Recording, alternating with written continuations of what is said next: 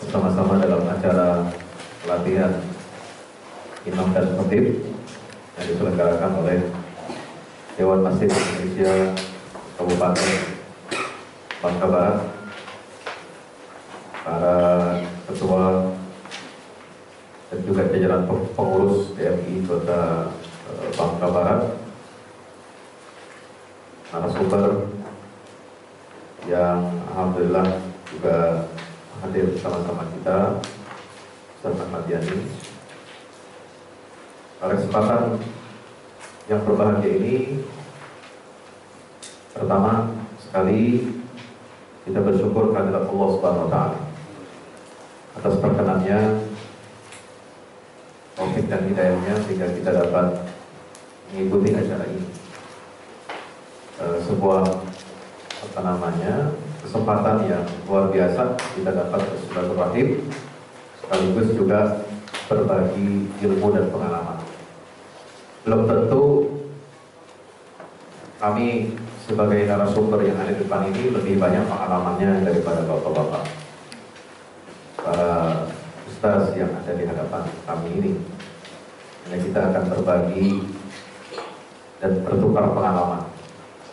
Itu banyak pengalaman-pengalaman yang menarik bagaimana peran khatib-khatib yang ada di daerah. Hanya kita kebetulan ada di ibu kota, ya, di pusat, ya barangkali nanti kita bisa tukar pengalaman bagaimana sebenarnya tugas-tugas dakwah dan juga para khatib dalam menyampaikan kewajibannya kepada umat ini. Hadirin yang berbahagia, khutbah ini merupakan salah satu media dakwah. Khutbah adalah salah satu media dakwah, bukan satu-satunya. Sebab dakwah kita kenal ada 3 bagian. Pertama dakwah bil lisan, yang kedua dakwah bil qalam, dan ketiga adalah dakwah bil hal. Dakwah itu ada yang dengan lisan, di antaranya dengan khutbah, dengan ceramah, dengan tabligh akbar dan sebagainya. Ada juga dengan pena, menulis buku, artikel, ajakan-ajakan, seruan-seruan dakwah, ya. Baik itu yang sifatnya dakwah dari dalam hal-hal yang sifatnya praktis, panduan-panduan, materi-materi khutbah, materi-materi kajian seperti yang dilakukan oleh Ustaz Ahmad Yani, atau yang sifatnya juga konsep-konsep pemikiran-pemikiran yang mengandung muatan-muatan Islam. Masuk juga dalam konsep ini adalah bagian dari dakwah bil qalam. Yang ketiga tentu saja adalah dakwah bil hal. Sebab kata para ulama, lisanul hal afsahu min lisanil maqal.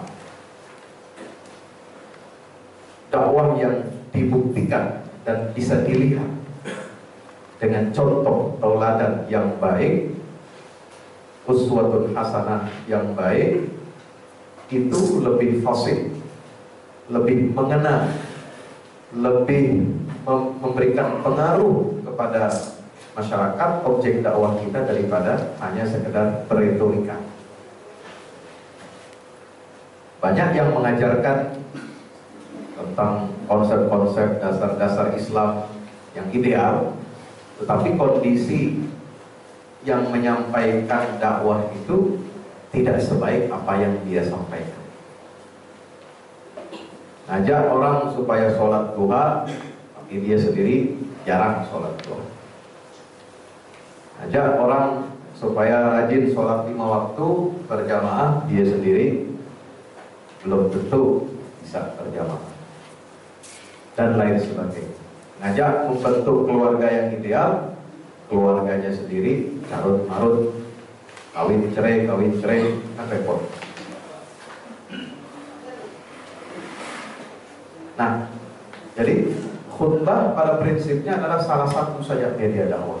Yang ini harus berkaitan satu dengan yang lainnya baik dalam konteks dakwah bil qalam, bil lisan maupun bil haq. Nah, kenapa di sini kita soroti secara khusus, secara fokus khutbah? Pertama, khutbah dalam pengertian yang spesifik dalam hal ini berkaitan dengan ibadah Jumat. Ada macam-macam khutbah, bisa dibagi-bagi juga. Ada khutbah walimah, ya kan? Ada khutbah akad nikah, ada khutbah walimatul hajj, ada khutbah beberapa hal yang lain, termasuk ini yang Jumat ini yang paling besar. Kenapa? Karena dihadiri oleh massa umat yang jumlahnya sangat besar. Kalau kita mengadakan tabligh akbar, mengadakan ceramah umum, belum tentu yang datang sebanyak orang yang khutbah Jumat. Kalau khutbah Jumat nggak pakai pengumuman, nggak pakai persiapan panitia. Itu orang Islam yang namanya tahu kewajiban sholat Jumat, dia mesti datang. Dan isinya dari semua lapisan, semua tingkatan, baik dari orang yang paling jelata sampai pejabat ada di situ, baik yang berpendidikan maupun yang tidak berpendidikan, baik anak kecil maupun orang dewasa, orang tua, ada semua di situ. Ini kelebihan khutbah Jumat. Ya. Yang kedua, waktu khutbah Jumat ini adalah khusus difokuskan, ya, buat orang itu wajib mendengarkan ceramah, menerangkan khutbah, bagian dari ibadah sholat. Mau nggak mau dia mesti dengerin. Dan yang hebatnya tidak ada interupsi dalam khutbah Jumat. Tidak ada tanya jawab, semua fokus kita mendengarkan satu arah, monolog. Ya, kalau mau tanya isi materi khutbah, ada hal-hal yang mengganjal, nanyanya setelah selesai sholat Jumat, datangin imamnya, khatibnya. Tapi tidak bisa kita tanya ketika terjadi khutbah, angkat tangan, dialog, nggak bisa. Ya. Jadi ini pengaruhnya luar biasa. Ya. Maka peran para khatib, khutbah, ya, ini sangat besar. Harus memiliki ilmu yang cukup, akhlak yang cakep, ya, kepribadian yang cakep.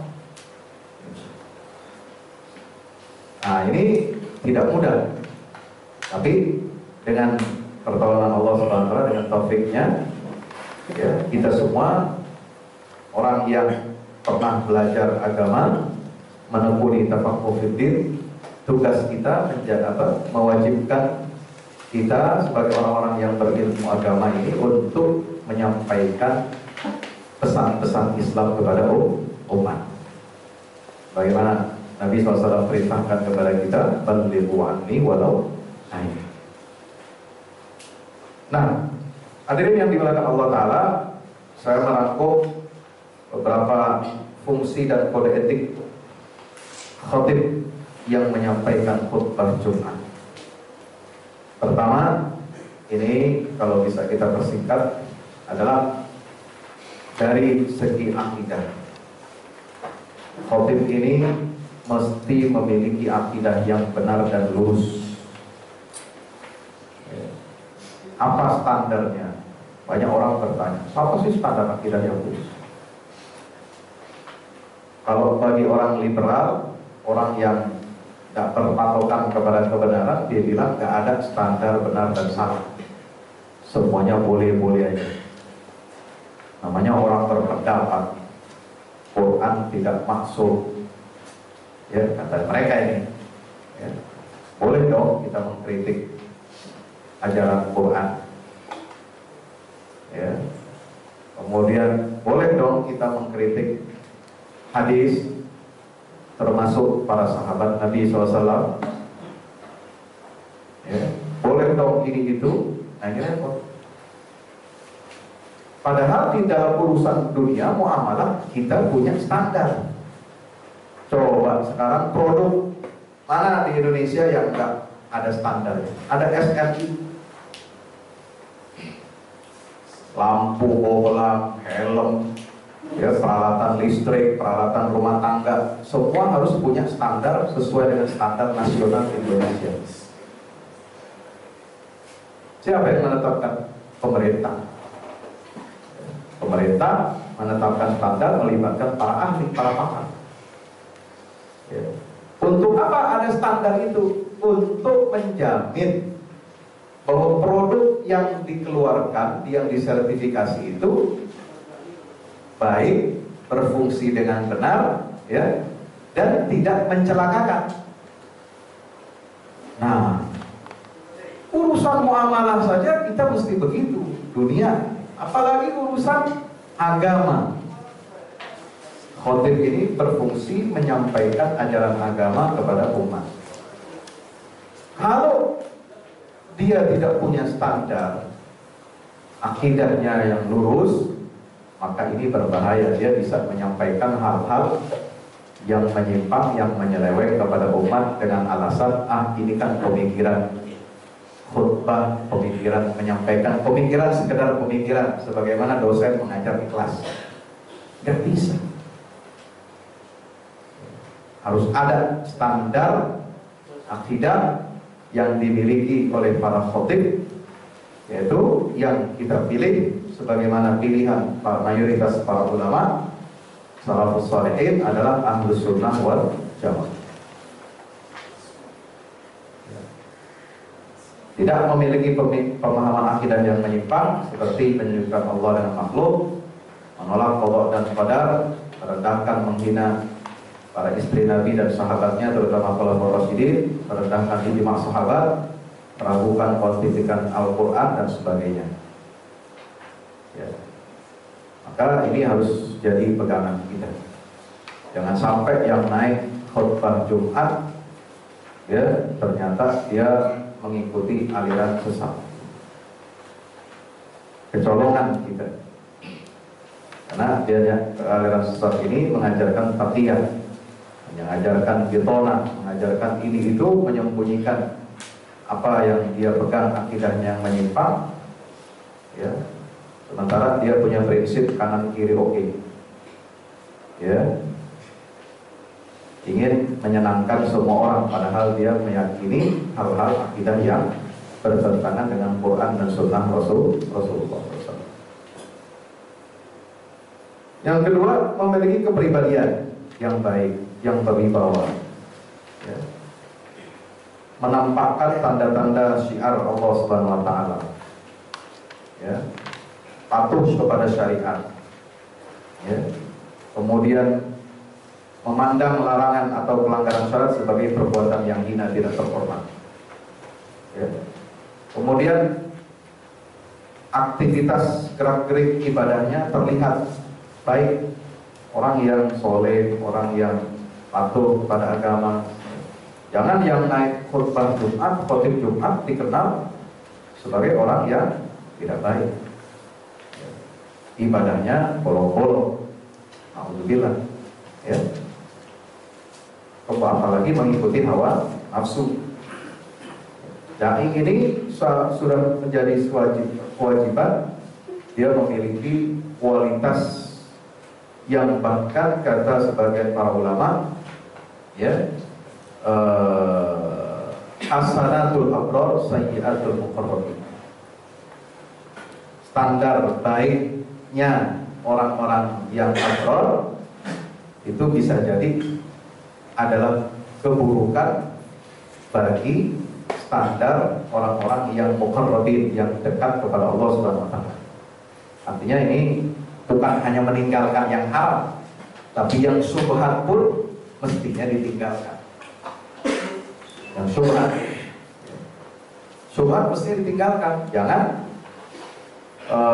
kita dikenal sebagai pendakwah, dai, tetapi kita melakukan hal-hal yang dikenal sebagai perkara-perkara yang syubhat. Ya.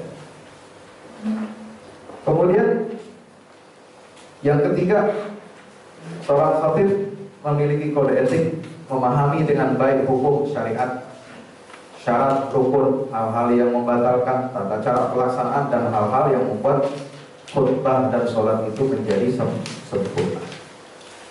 Menggunakan bahasa yang baku, fasih bertutur kata, pandai mengungkapkan maksudnya, agar orang yang mendengar kagum dan menerima nasihat-nasihatnya. Ya. Nah, ini dibutuhkan talenta. Ya. Bahasa yang baik. Ya. Tidak harus seorang khotib itu meniru karakter penceramah terkenal misalnya. Nah, kalau kebanyakan menirunya nanti dianggap burung beo. Wah, dia cuma copy paste dari si fulan. Gak perlu memaksakan diri, sebagaimana kita gak perlu memaksakan diri baca Quran pakai langgam Jawa supaya keren, ini tren baru nih dari Menteri Agama, ya, beda sama yang lain tentang asal usul dari Jawa sana, dibawa untuk bacaan Quran pakai langgam kayak dalam, ya. Ini jangan kita seperti itu. Kemudian menjaga diri agar tidak melakukan kesalahan. Ya. Jangan kaku juga dalam berdakwah. Kemudian isi khutbahnya harus disampaikan dengan jelas, sistematis, tersusun rapi dengan bahasa yang mudah, lugas, dan diterima oleh semua kalangan. Ya. Sebab apa inti khutbah Jumat? Intinya adalah peringatan, memotivasi kita umat Islam agar taat kepada Allah Azza wa Jalla. Ya. Ini intinya khutbah Jumat itu. Jadi mengisi ulang seminggu sekali, ya, memberikan pemahaman kepada umat pentingnya kita menjaga takwa kepada Allah dalam kehidupan selama 1 minggu. Ya, ini syiar Islam yang paling besar, bahkan disebut Jumat itu kan sebagai hari raya umat Muslim, Sayyidul Ayyam. Selain daripada hari raya dalam pengertian yang khusus, memang hari raya cuma 2, Idul Fitri itu Adha, tetapi hari raya pekanan umat Islam ini adalah hari Jumat, di mana kita berkumpul lijtima'in nas fidzalikal yaum, karena orang semua berkumpul pada hari itu khusus melaksanakan ibadah dan mendengarkan khutbah.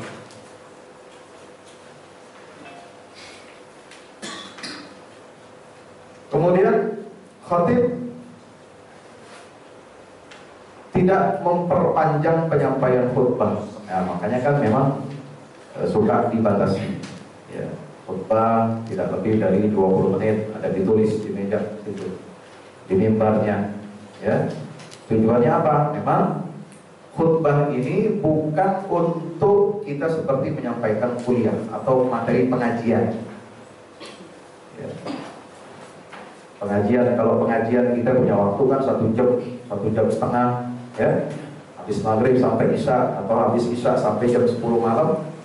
Nah, itu untuk pendalaman, memang ia disampaikan dalam pengajian, tapi pendalaman tidak harus disampaikan semuanya di dalam khutbah Jumat. Yang disampaikan dalam khutbah Jumat ini adalah poin-poin penting, ya, yang langsung berkaitan dengan aplikasi syariat dalam kehidupan Muslim, terutama untuk menanggapi persoalan-persoalan yang terjadi 1 minggu ke belakang, ya, untuk memberikan jawaban-jawaban Islam terhadap problem yang dihadapi oleh umat. Ya. Jadi jangan kita gunakan mumpung nih, wah lagi mumpung khutbah Jumat tampil di depan banyak orang, ada ujungnya sedikit, ada riaknya, mau menonjolkan ilmunya yang luar biasa, ya, semua disebutin referensinya, kitab anu, karya fulan, wah udah kayak orang seminar. Sementara yang datang di situ nggak semuanya berpendidikan, ya. Lapisannya bermacam-macam, dari mulai ya anak sekolah yang sudah akil balik sampai orang tua dari yang berpendidikan maupun yang tidak berpendidikan. Jadi jangan kita rasa paling pintar sendiri di situ. Harus kita sesuaikan khatibun nas ala qadri uquli. Sampaikan ajaran Islam itu sesuai dengan qadri uqulihim, level-level ya rasionalitas objek yang kita sampaikan dalam berdakwah. Jangan kepanjangan. Sebab itu Nabi SAW selalu menjaga agar para sahabat ketika mendengarkan nasihat tausiah Rasulullah tidak sampai merasa bosan dan jemu. Bahkan kata seorang sahabat tabi'in, yaitu Imam Az-Zuhri, beliau mengatakan kalau sebuah majelis apalagi khutbah Jumat terlalu panjang, maka setan akan mengambil bagian di dalamnya. Nanti orang pada menggerutu, ya, nanti orang pada jadi saut-sautan, para batuk semua, ya. Kenapa? Karena kelamaan. Nah, ini jangan sampai seperti itu. Yang ke-9 berikutnya adalah 8, khatib harus fasih melafalkan ayat Quran, hadis-hadis Nabi serta asar para sahabat dan salafus saleh. Kalau memungkinkan dikutip bahasa Arabnya. Tapi kalau takut kepanjangan cukup dikutip yang singkat dari bahasa Arabnya lalu terjemahannya yang paling penting. Nah, fasahah dalam melafalkan ayat Quran ini sangat penting, sebab jangan sampai ada kesan dari jamaah kecewa, ya, ketika imamnya khatibnya mengimami sholat Jumat. Nah, ini tidak fasih qiraat dan tajwidnya, ya. Ini harus kita perbaiki. Tahsin tilawatil Quran bagi seorang dai, seorang khatib itu hukumnya lebih fardu daripada yang lainnya. Kemudian mengutip hadis-hadis sahih, menjelaskan maknanya sesuai dengan pemahaman ulama salaf. Ini penting, ya. Menjaga kemampuan daya tangkap para pendengar dalam memahami pesan yang disampaikan supaya tidak salah paham. Ada dulu di zaman Nabi SAW seorang pria yang menyampaikan kalimat may yuti'illaha wa rasulahu faqad hudiya, ya, wa man yaksihim faqad dhalla. Nah, sini dia menggunakan kata ganti, tidak kembali lagi kepada Allah dan Rasul, tapi barangkali mendurhakai mereka. Nah, mereka itu siapa? Nah, bisa jadi bukan Allah dan Rasulnya. Nah, maka Nabi betulin, ya, luruskan bahwa jangan seperti itu perkataannya. Maka dia harus mengatakan sebagaimana dia mengatakan may yuti'illaha wa rasulahu, maka dia juga mengatakan wa may ya'sillaha wa rasulahu. Siapa yang mendurhakai Allah dan Rasulnya, dialah yang tersesat. Sebab tidak semua yang mendurhakai manusia, perintah manusia yang lain selain daripada Allah Rasul, belum tentu dia tersesat. Tapi kalau mendurhakai Allah Rasul sudah pasti tersesat.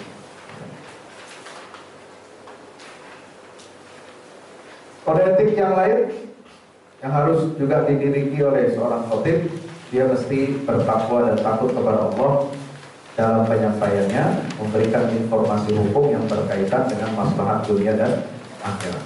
Nah, kalau menyampaikan masalah hukum, ya, ini seorang khotib harus firm, harus jelas, tegas, ya, dengan membawa rujukan dalil-dalilnya dari Al-Quran dan Sunnah serta ijma para ulama dan para sahabat. Kemudian pandai dia membagi dan menempatkan isi khutbah dengan baik, ya, sebab ini dihadiri oleh banyak kalangan, ya. Kemudian khatib dianjurkan menyampaikan harapan yang menimbulkan semangat. Nah, jadi dia harus banyak mengkombinasikan motivasi, ya.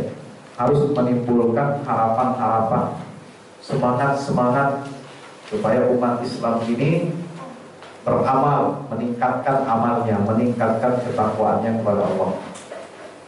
Juga dia mesti sampaikan ancaman terhadap perbuatan dosa, ya, yang bisa menimbulkan rasa takut dalam diri para pendengar. Jadi seimbang antara tarhib dengan tarhib.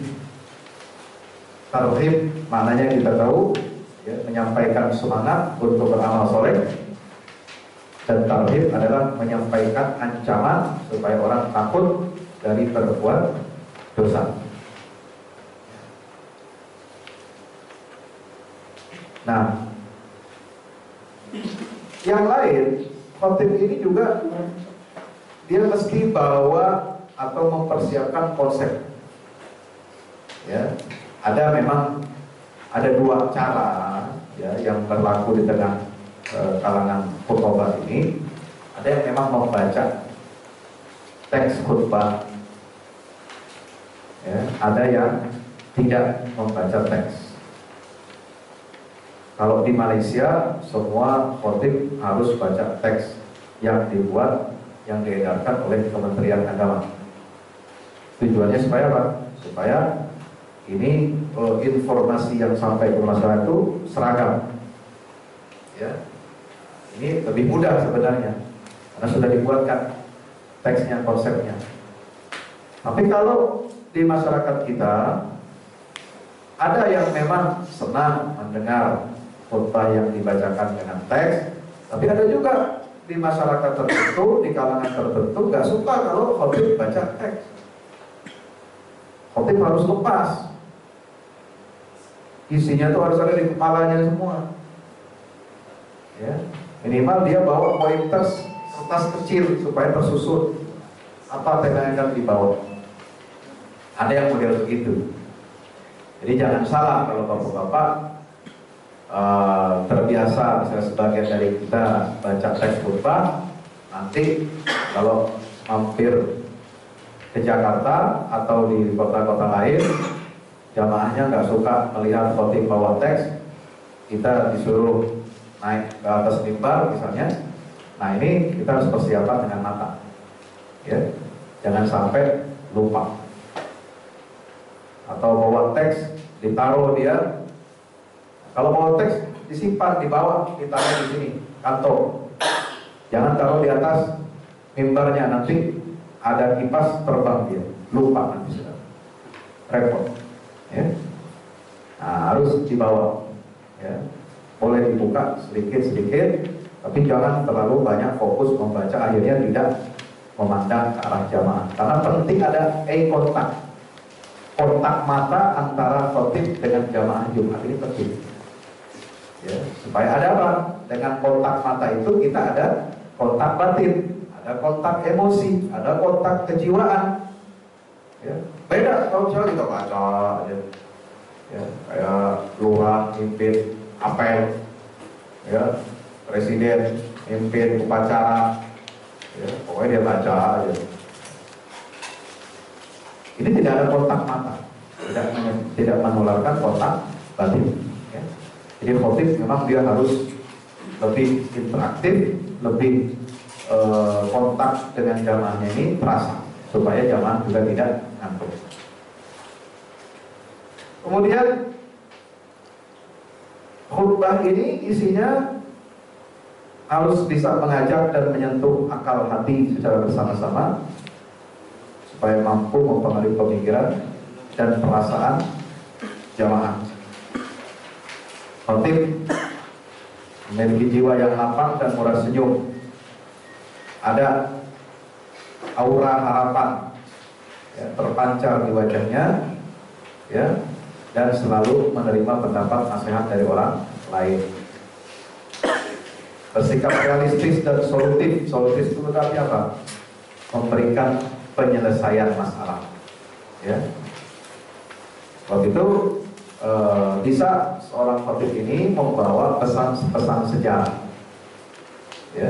Kita menghadapi masalah di masyarakat, kita bawakan ayat-ayat Quran, sejarahnya bagaimana ayat Quran itu diturunkan, yang dihadapi Nabi ketika dalam berdakwah itu sejarahnya.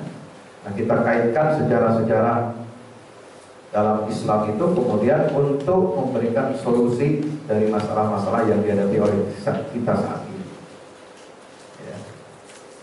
Sebab itu penting kita menyampaikan ayat Quran. Kalau dia ada asbabun nuzulnya, kita sampaikan sejarahnya. Kenapa ada asbabun nuzul? Ini penting buat dai, ya, supaya dia mengerti makna dan konteks ayat itu diturunkan. Ya. Dan menjadi hidup itu ayat kalau dia jelaskan makna asbabun nuzulnya. Kalau asbabun nuzul itu dia bersatu peristiwa yang bukan melatar belakang atau yang menyebabkan ayat itu turun, tapi dia mengiringi turunnya ayat. Ya, sehingga solusi dari Allah itu mudah masuk ke dalam kondisi masyarakat yang menjadi mukhatab pada saat ayat itu turun. Kalau asbabun nuzul ini jangan disalahpahami, jangan dianggap kalau nggak ada peristiwa itu nggak turun ayat. Salah. Asbab itu menurut para ulama adalah munasabatun nuzul. Dia yang mengiringi peristiwa, yang mengiringi turunnya ayat. Jadi hubungan antara asbab dengan ayat yang Allah turunkan itu bukan kausalitas, bukan hubungan sebab akibat. Ya, ada peristiwa menyebabkan ada ayat turun. Kalau nggak ada peristiwa, ayat nggak turun, ya begitu. Jadi asbab nuzul ini adalah menjelaskan perkara sosiologis di tengah masyarakat di saat Nabi hidup. Ada peristiwa mengiringi turunnya ayat sehingga langsung ayat ini menjadi efektif, bisa berjalan dan diterima oleh masyarakat pada saat itu. Berikutnya, kode etik dai atau khotib adalah memilih topik bahasan yang baik dan menarik. Kita mesti peka dalam satu minggu ini apa yang menjadi perhatian umat, perhatian masyarakat.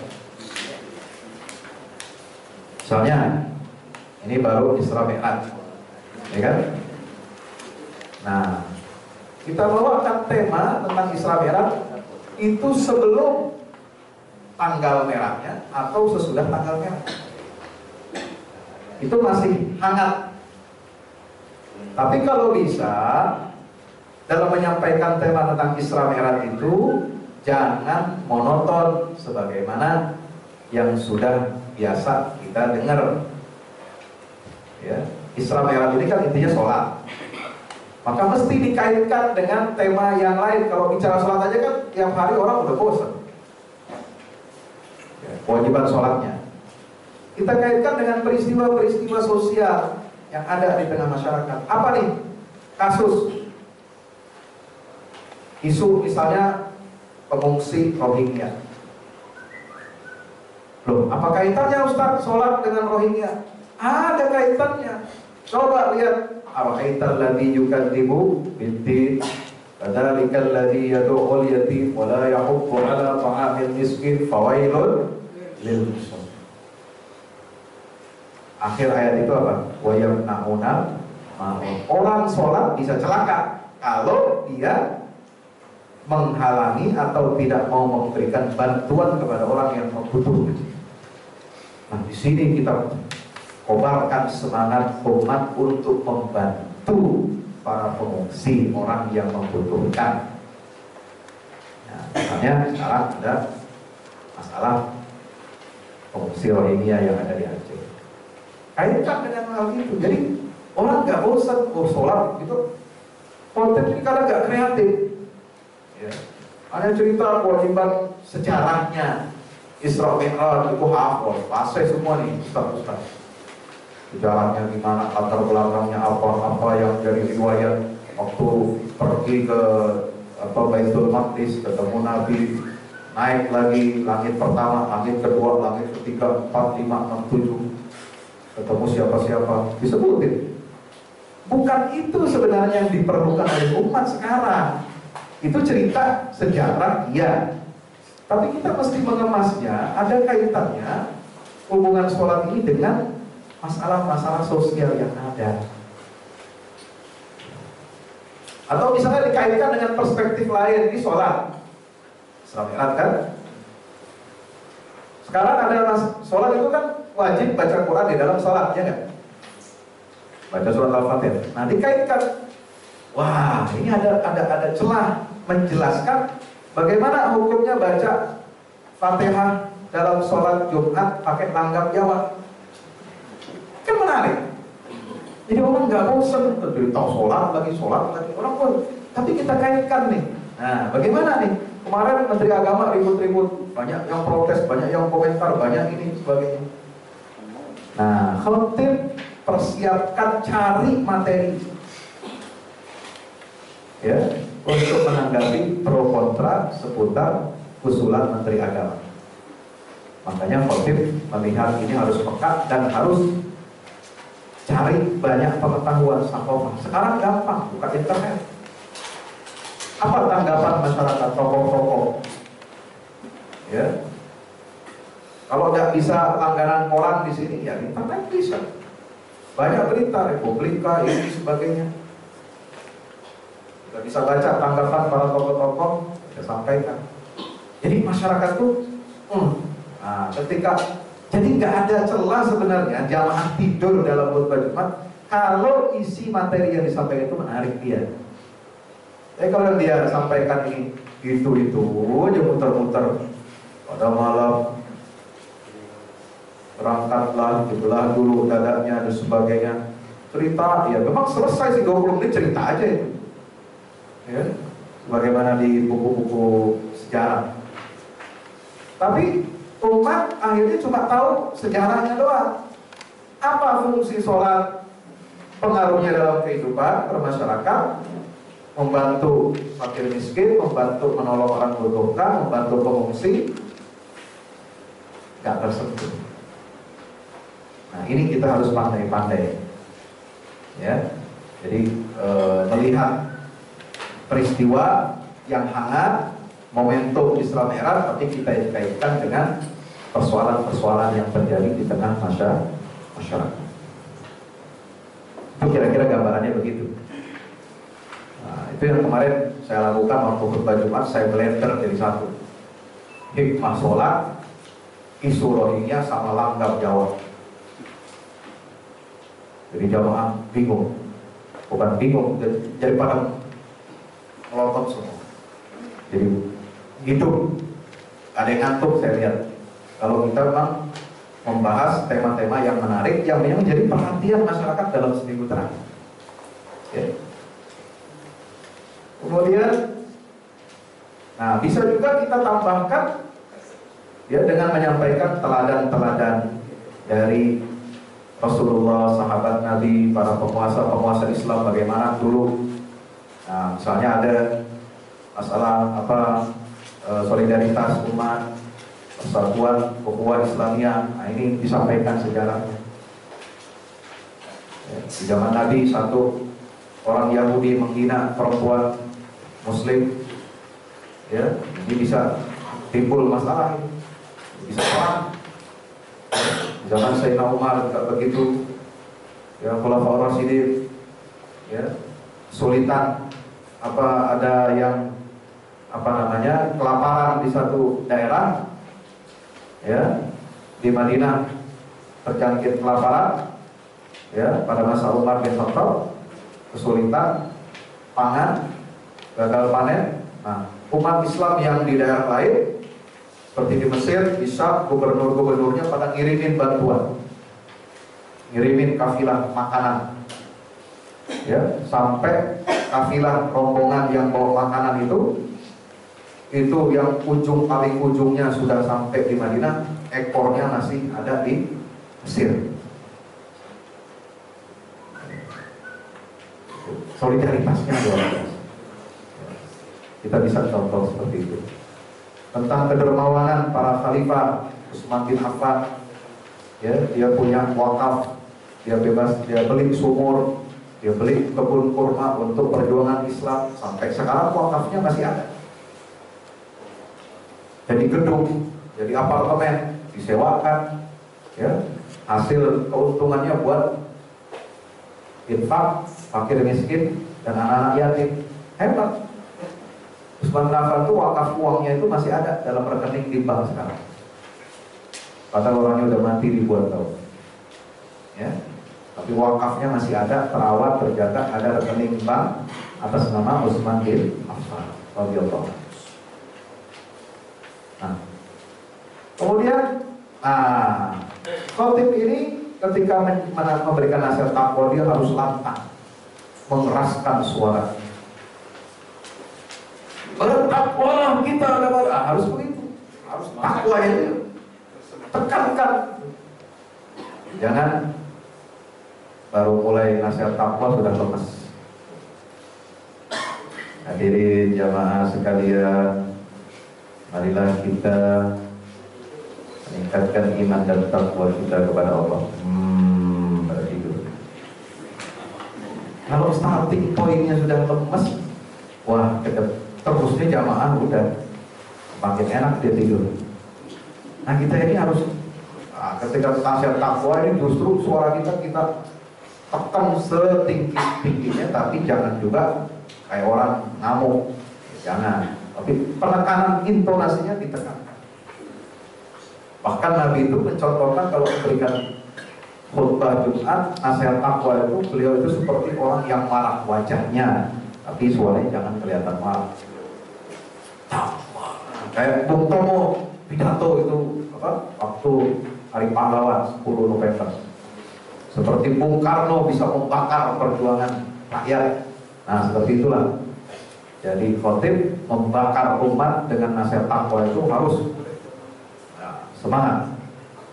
Jangan kita lembek ketika menyampaikan wasiat takwa. Saat menyampaikan khutbah, khotib ketika itu, misalnya dia menyaksikan pelanggaran terhadap syariat terjadi, dia bisa menghentikan sebentar dan melakukan amar ma'ruf nahi munkar. Bisa. Ya, ada pelanggaran, bisa diingatkan. Ya, kalau terjadi, ini dibolehkan oleh para ulama. Ya. Asal tidak mengeluarkan kata-kata yang kotor, kata-kata yang kurang berkenan. Tapi kita berikan nasihat, amar ma'ruf nahi munkar. Kalau ada pelanggaran, misalnya ada yang berisik, ya, ada yang kelihatan terlambat, lalu dia maju, melompati bahu-bahu, pundak-pundak orang yang sudah duduk jamaah. Ya, masa duduk di depan itu sudah ditinggalkan, jangan begitu. Ya, sebab itu tidak sesuai dengan petunjuk dari Rasulullah SAW. Kemudian Bapak Ibu, kita hanya ada yang jadi khotib, ya. Kecuali orang liberal, ya. Ada yang jadi imam dan khotib sholat Jumat, na'udzubillah. Bid'ah besar, ya, bid'ah yang mungkar, tak pernah dicontoh oleh Nabi dan tidak boleh hukumnya. Topik pembahasan dalam khutbah hendaknya, ya, dituangkan dalam paparan yang menarik, bahasa yang enak didengar. Nah, itu sama lah seperti yang sebelumnya. Jadi dia harus kreatif, ya, dan baik dalam penyampaiannya. Nah, yang poin 23 penting, berkaitan erat dengan kehidupan masyarakat. Ya, ada masalah, ada cita-cita, ada penderitaan umat, kita singgung. bagaimana persatuan Islam, persatuan umat, bagaimana solidaritas kaum muslimin. Ya, kalau ada masalah di tengah masyarakat, ada pergaulan bebas, ada prostitusi, ada macam-macam penjualan manusia, penjualan perempuan. Nah, ini harus kita angkat menjadi sebagai amar ma'ruf nahi munkar dalam setiap khutbah kita. Nah, yang berikutnya, jangan jadikan khutbah Jumat sebagai media propaganda. Ya, media propaganda untuk pihak-pihak tertentu. Jangan sampai kita membawakan khutbah Jumat ini pesanan untuk promosi tertentu, ya, apalagi yang tidak sesuai dengan syariat. Ya, kita harus fokus menjadi media dakwah Islamnya, ya, dan tidak boleh kita membawa propaganda hasutan-hasutan berdasarkan golongan-golongan di dalam Islam. Ya, menyinggung masalah-masalah yang mukhtalaf fihi